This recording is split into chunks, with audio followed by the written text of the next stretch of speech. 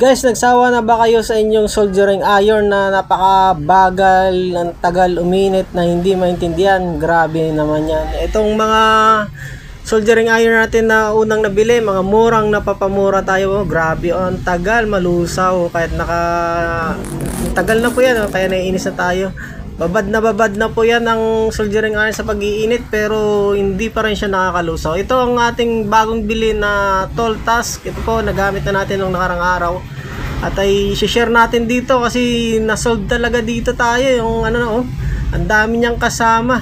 Ayan po, napaka-quality pa ng lagayan. Yan po, dinala ko na yun nakaraan sa home service. Grabe, professional yung datingan. Tsaka maganda yung kable, quality, rubberized na rubberized. Grabe.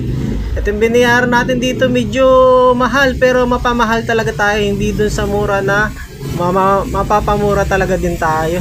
Ang daming lead na nahuhulog, hindi siya nahihinang. Ngayon po, umaabot siya ng 520 degrees centigrade.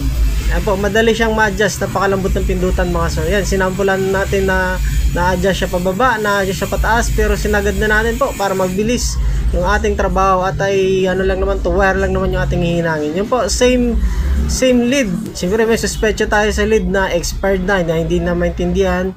Ayun pala, ang ating sira is soldering iron lang ang may diferensya na talaga. Sawa na tayo sa 60 watts. Ito po 80 watts mga sir. Ito namang 80 watts walang problema ito kasi ma-adjust mo naman yung temperature niya. Digital naman, napakaganda pa ng display, super quality po talaga.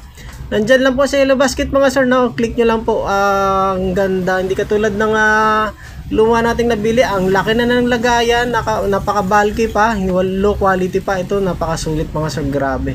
As an electronic technician, grabe, ano po talaga to, quality, walang lusaw, walang hulog. Yan, ang daming hulog ng isa kanina.